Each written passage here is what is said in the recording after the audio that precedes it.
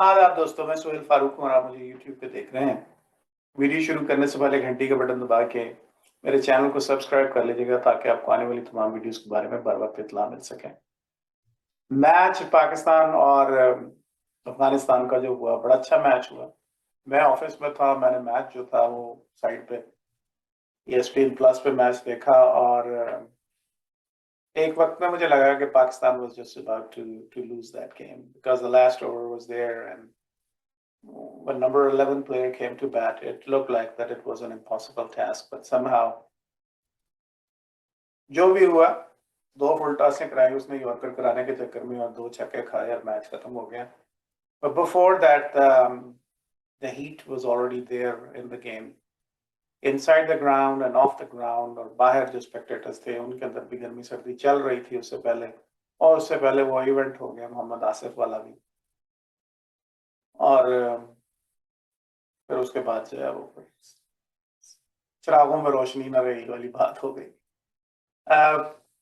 जो बॉलर था मुझे तो नाम नहीं पता उसका, अफगानी बॉलर क्या नाम था उसका। He was doing a good job और उसने अच्छी बॉलिंग की। लेकिन जब मैंने वो उसको दोबारा से देखने की कोशिश की उस सारे सिनेरियो को तो मुझे ये नजर आया कि वो he got too close to the batsman out करने के बाद और इतना करीब जाने की जरूरत नहीं थी।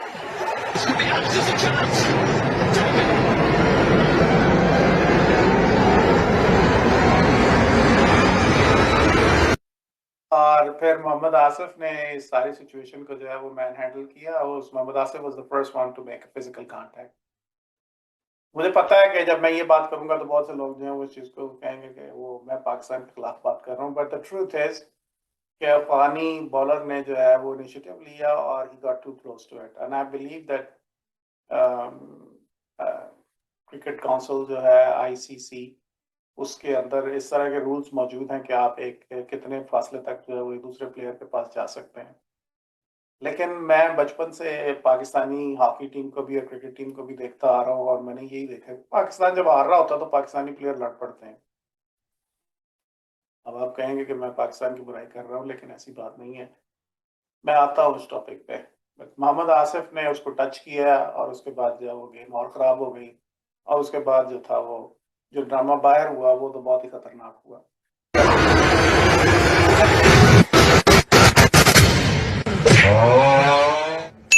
पाकिस्तानियों ने जो मीम बनाया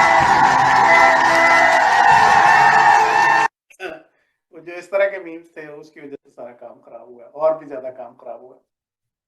सारा काम तो नहीं, उसके उसके बावजूद जो था वो मैच तो पाकिस्तान जीत गया, लेकिन उसके बाद पाकिस्तानियों ने जब अफगानियों को ट्रोल करना शुरू किया, जो हरकतें अफगानियों ने बाहर की वो कोई इतनी जो थी वो मतलब काबिल सताइश उनको नहीं कहा जा सकता। काफी काबिल मजम्मत हरकतें उन्होंने बाहर की, स्पेशली जो सीटें तोड़ी और उसके बाद पाकिस्तानियों को मारा भी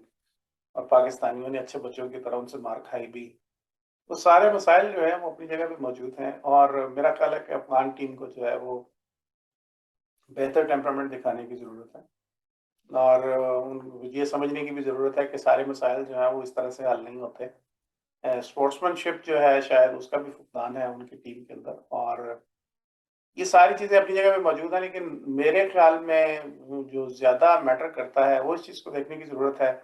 कि जब यही टीम इंडिया के साथ खेलती है और हार जाती है तो वो इस चीज़ को जो है वो बड़ा पोलाइटली ले लेते हैं और उसको अच्छी स्पोर्ट्समैन स्पिरिटशिप का मुजाहरा करते हैं। लेकिन जब यही कुछ पाकिस्तान के साथ होता है, जो पाकिस्तान के साथ पिछला मैच भी जो लंदन में हुआ था उसमें भी इसी तरह का ड्रामा हुआ था। उस वक्त भी मोहम्मद आसिफ इन्वॉल्व था इनकी शिकस्त में, लेकिन इस दफ़ा मोहम्मद आसिफ इन्वॉल्व था उस सारे झगड़े में जो कि अफगानी बॉलर ने शुरू किया। तो मैं ये देखने की कोशिश कर रहा था कि आखिर मसला क्या है कि अफगानिस्तान को हम तो अपने भाई कहते हैं और हमारा जो आर्गुमेंट होता है वो ये होता है कि हमने इनको पनाह दी, हमने इनको 40 साल अपने पास रखा है, इनकी 4 नस्लों को जवान किया। बहुत से लोग ऐसे आए यहाँ पे उनको पाकिस्तानी पासपोर्ट दिए कि पाकिस्तानी पासपोर्ट पर ट्रैवल करके ये लोग जो हैं ये दूसरे मुल्कों में गए और फिर वो वहाँ पे जाके जिनकी नई नस्ल है वो पाकिस्तान के अगेंस्ट जो है वो बातें करती है और हालांकि पाकिस्तान के अंदर एक सेंटिमेंट जो है वो ये भी है अफगानियों के बारे में कि पाकिस्तानियों की वजह से अफ़गानियों की वजह से पाकिस्तान के जो बहुत से बिज़नेस हैं वो कॉर्नर हुए, पाकिस्तानी इकॉनमी सफ़र की, पाकिस्तान के अंदर क्लैशिंग ऑफ कल्चर आया, टेररिज़्म पाकिस्तान के अंदर आया इनके साथ, और फिर ख़ास तौर पर बलूचिस्तान में और पेशावर, केपी में जो है वो जो हमारे लोकल बिज़नेसेस थे उन पे भी बहुत बड़ा इफ़ेक्ट हुआ, और पाकिस्तानियों ने उनको जॉब्स भी दी, उनको स्कॉलरशिप्स भी दिए यहाँ पे पढ़ने के लिए। लेकिन उसके बावजूद ऐसा क्या सेंटिमेंट है अफ़गानी न्यू जनरेशन के अंदर कि वो पाकिस्तानियों को जो है वो इतना अच्छा नहीं समझते, और उनको उनको अपना दुश्मन समझते हैं, और on the other hand they take Indians as their friends, और उनके साथ उनकी स्पोर्ट्समैनशिप का लेवल भी ज़्यादा होता है, उनका अंडरस्टैंडिंग का लेवल भी ज़्यादा होता है, और जो ओवरऑल रिलेशनशिप है उसकी उसकी भी स्केल जो है वो इंडिया के साथ आपको हायर नज़र आती है। जब आप इसको देखते हैं तो आपको ये नज़र आएगा कि वो जो नई नस्ल अफ़गानिस्तान की जवान हुई है और इस वक़्त अफ़गानिस्तान से पार्टिकुलरली बाहर है, वो अफ़गानिस्तान में ये जो रेडिकलिज़्म और फैनेटिसिज़्म है, इसका ज़िम्मेदार जो है वो पाकिस्तानियों को ठहराते हैं। वो ये समझते हैं कि पाकिस्तान ने डॉलर्स लिए बाहर से, दूसरे मुल्कों से, नाम नहीं लेता मैं, और फिर अपनी जो है वो अ सीक्रेट सर्विसेज को और अपनी इंटेलिजेंस जो एजेंसीज थी उनको यूज़ किया पाकिस्तान, और फिर तालिबान के साथ मिल के जो है वो इन्होंने वहाँ पे जंगें लड़ी एज ए तालिबान पार्टनर्स, और फिर वो वहाँ पे वो रेडिकलिज्म का कल्चर लेके आए जिस कल्चर को कि वो लोग नहीं चाहते थे कि वो वहाँ पे आए, क्योंकि ये जो नस्ल जो जवान हुई है ये एक तो जनरेशन, दो जनरेशन तो ऐसी हैं जो पाकिस्तान में जवान हुई हैं, लेकिन फिर उनमें से वो लोग भी जो है जो पिछले कुछ सालों से 10-20 सालों से नेटो और अमेरिकन रिजीम के अंदर जो है वो पले बड़े हैं। यहाँ पे मेरे पास भी जब विंटर में लास्ट ईयर अफगानी रिफ्यूजीज आए थे, जब अमेरिका वहां से अफगानिस्तान छोड़ के आया था तो उनके साथ बहुत से अफगानी रिफ्यूजीज आए थे, और मेरे पास उन लोगों ने मेरे पास यहाँ पे आकर वो लोग काम करते रहे, और उनका सेंटिमेंट जो था वो एंटी पाकिस्तानी सेंटिमेंट, हालांकि मैं उनका एम्प्लॉयर था, जब उनसे बात होती थी तो उनको उनका नज़र एंटी एंटी पाकिस्तानी सेंटिमेंट उनका नज़र आता था। क्यों? क्योंकि वो लोग वहाँ पे अमेरिकन्स के साथ काम कर रहे थे। जो लोग मेरे पास 3 या 4 लोग मेरे पास काम करने के लिए आए, और वो सारे के सारे जो थे वो वहाँ पे अमेरिकन एम्बेसी में काम कर रहे थे, एज़ एन इंटरप्रेटर काम कर रहे थे, या वो फील्ड के अंदर जो है वो असिस्टेंस प्रोवाइड कर रहे थे लोकल एरियाज़ के अंदर, जब ये लोग मूव कर रहे होते थे अमेरिकन्स वहाँ पे। और वो वहाँ पे डॉलर्स में तनख्वाहें ले रहे थे, और ये उनके बच्चे स्कूलों में जा रहे थे, वो खुद कॉलेजेस में जा रहे थे, यूनिवर्सिटीज में जा रहे थे, और तो वहाँ पे एक कल्चर डेवलप हो रहा था। उसके बाद पाकिस्तानी स्पाई मास्टर साहब जो हैं वो भी आपने देखा कि वो वहाँ पे गए और सवीना में जाके कॉफ़ी पी के आए, और उसके फ़ौरन बाद जो है वो वहाँ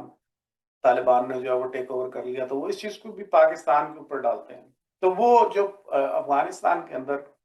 जो डिस्ट्रक्शन हुई है सारी की सारी, वो इनकी जो नई नस्ल है, वो उसका ज़िम्मेदार पाकिस्तान को समझती है। एक तरफ तो वो इस चीज़ को एक्नॉलेज करते हैं कि जी पाकिस्तान ने हमें पनाह दी और हमें अपने पास रखा। अनलाइक दूसरे मुल्कों के, यहाँ पे अगर आप देखें तो अगर आप जो लोग यहाँ से वहाँ से ईरान का बॉर्डर क्रॉस करके गए उनको कैंप्स में रखा गया, उनको सिटीज़ के अंदर आने की इजाज़त नहीं दी गई। उनका सिटीज़न का स्टेटस भी किसी को नहीं मिला। इन दी एंड वो लोग जो है वो वहाँ पे मुहाजिर ही रहे। लेकिन ये लोग यहाँ पे आके इन्होंने सिटीज़नशिप एन्जॉय की यहाँ पे आके। तो एक तो रीज़न ये नज़र आती है, जो मुझे नज़र आती है, कि वो पाकिस्तान को जो है वो जो जो कुछ अफ़गानिस्तान में अभी रिसेंटली हुआ है और हो भी रहा था, और जो रेडिकलिज़्म वहाँ पे आया है और जो फैनेटिसिज़्म वहाँ पे आया है, और जो जो अफ़गान गवर्नमेंट चेंज हुई है वहाँ पे, और उसके बाद बच्चों को, लड़कियों को जो इजाज़त नहीं रही स्कूलों में जाने की, या उस तरह से रहने की लोगों को इजाज़त नहीं है, वो अपॉर्चुनिटीज़ उनको नहीं मिल रही जो कि नेटो और अमेरिकन रिजीम में उनको मिल रही थी। वो उसका ज़िम्मेदार पाकिस्तान को ठहराते हैं, और किसी हद तक उस इसके अंदर सच्चाई भी मौजूद है। दूसरी तरफ ये है कि पाकिस्तान में, और अगर इंडिया को हम कंपेयर करें तो जो इंडिया ने अफगानिस्तान के अंदर इन्वेस्टमेंट की है, वो इन्वेस्टमेंट आपको बड़ी अपेरेंटली अफगानिस्तान में नजर आती है। अगर आप अफगानिस्तान में जाएं तो इंडियन बनाए हुए स्कूल, इंडियन बनाए हुए हॉस्पिटल, इंडियन बनाए हुए यूनिवर्सिटीज, कॉलेजेस, और इंडियन बनाए हुए रोड्स जो हैं वो आपको अपेरेंटली नजर आती है। मोन्यूमेंटल चीजें आपको नजर आती हैं वहां पे, फिजिकली नजर आती हैं। लेकिन on the other hand Pakistan की तरफ जब आप देखते हैं तो आपको यही नजर आता है कि पाकिस्तान ने यहाँ से जो है वो टेररिज्म जो है वो एक भेजा है उस साइड पे, एक्सपोर्ट किया है, और पाकिस्तानी आर्मी ने और पाकिस्तानी पंजाबी जो लोग थे यहाँ से वो जाके वहाँ पे वो लड़ते भी रहे हैं और वॉर्स का हिस्सा भी रहे हैं, और पंजाबी तालिबान भी वहाँ पे जाते रहे और उन्होंने तालिबान को सपोर्ट किया, जिसकी वजह से कि अफगानिस्तान के हालात जो आज बने हुए हैं वो उसकी वजह से। फिर हिस्टोरिकली स्पीकिंग तो आप ये भी समझ लें कि वो पंजाबियों के गेस्ट, वो वैसे भी उनको कोई इतना अच्छा उनका उनकी ओपिनियन नहीं है, और पंजाबी पाकिस्तान की असल जो, मैं कोई मतलब उस तरह की बात नहीं कर रहा डिवाइड करने की या सूबाई क्या उसके लिए लफ्ज होता है, असबियत की बात नहीं कर रहा, लेकिन अगर आप पाकिस्तान की क्रिकेट टीम में भी देखें तो, और पाकिस्तान की फौज में भी देखें, और पाकिस्तान के बाकी भी कॉर्पोरेट कल्चर के अंदर भी देखें, तो पंजाबियों का शेयर आपको ज्यादा नजर आता है। तो एंटी पंजाबी सेंटिमेंट भी अपनी जगह पे उनका मौजूद है, और वो आज का नहीं है, वो राजा रंजीत सिंह के दौर से जो जंगे वो लड़ते रहे राजा रंजीत के साथ, वो उनके पीछे है। और फिर ड्यूरा लाइन का भी एक फैक्टर हर वक्त मौजूद है, वो चलता रहता है कि वो समझते हैं कि वो यहाँ पे अटक तक जो है वो ग्रैसिन की जो लाइन है उस तक वो अफगानिस्तान को समझते हैं कि ये अफगानिस्तान का बॉर्डर है। तो एक फैक्टर पीछे वो भी चल रहा है कि जी हम उनके साथ लड़ते भी रहे हैं। हालांकि फिर अगर ये ऐसी बात है तो फिर हमारे मजे की बात यह है कि इस तरफ जो पाकिस्तान में लोग हैं उनके हीरोज वो हैं जो उधर से आते रहे और इन्वेजन करते रहे यहाँ के, वो चाहे महमूद गजनवी था या चाहे वो लोधी थे या चाहे जो भी थे, जो भी लोग वहां से आते रहे, हम उनको जो है वो हमेशा जो है वो अप्रिशिएट करते हैं और अपनी हिस्ट्री में और अपनी किताबों में उनको हीरोज बना के लिखते हैं। लेकिन इस तरफ से रंजीत सिंह जैसे जो लोग जो हमारी हिस्ट्री का हिस्सा है, जब उधर जाके लड़ते हैं तो वो विलन्स हो जाते हैं। वो पाकिस्तान में भी विलन ही है, मजे की बात तो ये है। बट एनीवे, ये एक सेपरेट इशू है, इस पर बात नहीं करते। तो इंडियन इन्वेस्टमेंट जो है वो समझते हैं कि इंडिया ने तो हमारे साथ जो है वो अच्छा किया है, इंडिया हमारे हमारे में डेवलप करने की कोशिश कर रहा था, इंडिया हमारा पार्टनर बनने की कोशिश कर रहा था, इंडिया के साथ हमारी कमराडरी जो थी वो बड़ी अच्छी डेवलप हो रही थी, और Pakistan on the other hand is the cause of our destruction. So that is I think is the factor which is at play at the bottom of all this। तो वो जो वो पाकिस्तान के साथ जैसे कि वो मैच खेल रहे होते हैं तो वो नफरत जो है, ये वो जो फीलिंग है नई जनरेशन की, इसमें आपको सारे लोग पुराने कोई भी नजर नहीं आएगा, वो उबल के बाहर आ जाती है। पाकिस्तान के साथ वो इस तरह से उनकी सूरत हाल बन जाती है जिससे वो पाकिस्तान के साथ जंग कर रहे हैं, लड़ाई कर रहे हैं। और तो पाकिस्तानी टीम भी जब दूसरे मुल्कों के साथ खेलती है तो ऐसा ही लगता है जैसे मर का हक को बातिल हो रहा है, काफरों के साथ लड़ाई हो रही है। जैसे अगर आपने इंडिया को हरा दिया हो तो बाद में कमेंट्री हो रही होती है, या फिर जो प्लेयर्स इंटरव्यू दे रहे थे, रिजवान ने जैसे लंदन में मैच इंडिया को हराया था तो इंटरव्यू दिया, और वकार यूनुस ने आगे कहा जी वो जी देखें कि ऐसा काम उसने किया, उसने वहां पर उनको हराया, फिर उसके बाद उसने वहीं पे नमाज पढ़ी पिच के ऊपर ही। तो हम भी किसी से कम नहीं है, हम भी जो है वो इसी तरह की बातें करते हैं। लेकिन फिर इस सारी सिचुएशन के बाद जो ट्विटर के ऊपर, क्योंकि पाकिस्तान आजकल तो वैसे ही ट्विटर वॉरियर्स हैं वो पाकिस्तान में आउट ऑफ कंट्रोल हुए हुए हैं। खान साहब ने एक ऐसा कल्चर डेवलप कर दिया पाकिस्तान के अंदर कि आपको जो करना है आप सोशल मीडिया पे करना है। तो जो फिर ट्विटर वॉरियर्स ने अफगानियों के साथ की है, और फिर जो जो उनके नाम रखे हैं वो सारे नाम जो है वो कोई इतने अच्छे नाम नहीं है, वो नाम तो मैं यहाँ पे नहीं लेना चाहता, because it's against the human rights and human dignity. कि जिन नामों से हमने अफगानियों को पुकारा, एक तरफ हम कहते हैं वो हमारे भाई हैं, और दूसरी तरफ हम उनको जब ट्रॉल करते हैं तो हम उनको उन नामों से बुलाते हैं जो जो कि वो काम, बहुत थोड़े से लोग हैं जो वही वो काम करते हैं, लेकिन अपेरेंटली वो नजर आ जाता है, तो हमने उनको उन नामों से भी पुकारा है। So don't call people by names. Not calling names is something which is considered really a bad thing. But on the contrary, हमारे यहाँ पे कल्चर है, हम इम्पोर्टेड भी कहते हैं, न्यूट्रल्स भी कहते हैं, जानवर भी कहते हैं, सिराजुद्दौला भी कहते हैं, किसी को मीर जाफर, किसी को Mir Sadiq. So this is the whole new culture is which is emerging in Pakistan by degrading the people by calling names is one of the culture which is has not only emerged but it's prevailing and it's becoming very successful in Pakistan. But going back to the whole thing between India and Afghanistan and Pakistan match, I think there is something more at play, and there is something which needs to be felt. सो मेरे ख्याल में वो Indian को अपना partner समझते हैं और पाकिस्तान को अपना दुश्मन इसलिए समझते हैं. The need is to develop a kind of camaraderie with the younger generation of Afghans. And अभी हम पाकिस्तान में भी अभी भी हम उनको सपोर्ट कर रहे हैं. हमारी यूनिवर्सिटीज में उनके लिए अभी भी स्कॉलरशिप्स मौजूद हैं. लेकिन अपेरेंटली जो डेवलपमेंट का काम है वो पाकिस्तान ने फ्रैंकली स्पीकिंग नहीं किया. ये एक मेरा एनालिसिस है और गलत भी हो सकता है और होगा भी गलत और हो सकता है कि लोग इसको पसंद ना भी करें. But then telling the truth is more important because by telling the truth and by admitting the truth, you are in a position to admit your mistakes. And once you admit your mistakes, then you are, after identifying your mistakes and problems, then you can really come up with solutions, and then you can apply those solutions to solve the problem. The problem right now is that there is an antipathy against Pakistan, and it festers in Afghanis people, younger generation hearts,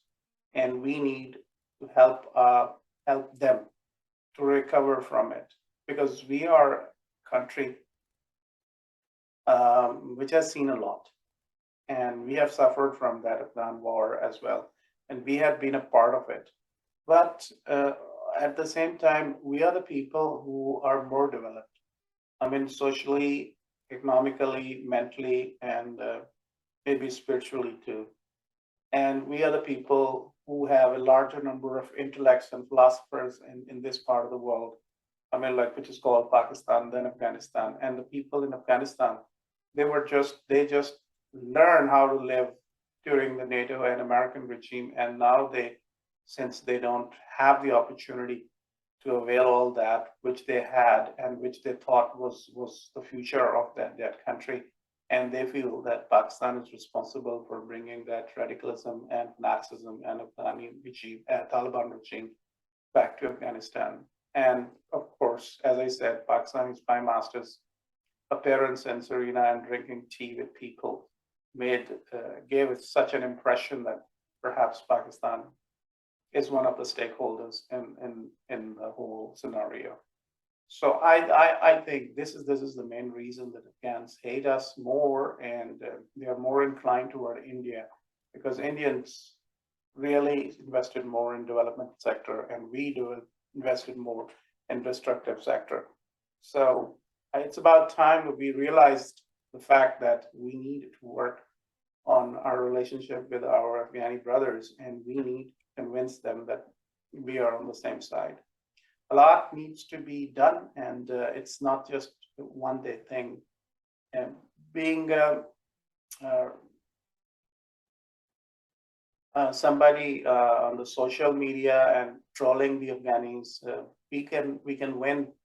the social media battle for one night, but then again, it's going to have bad effects in the long term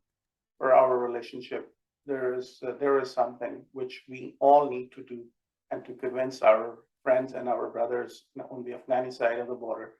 that we are on their side, and the picture that they have in their mind is not the correct picture.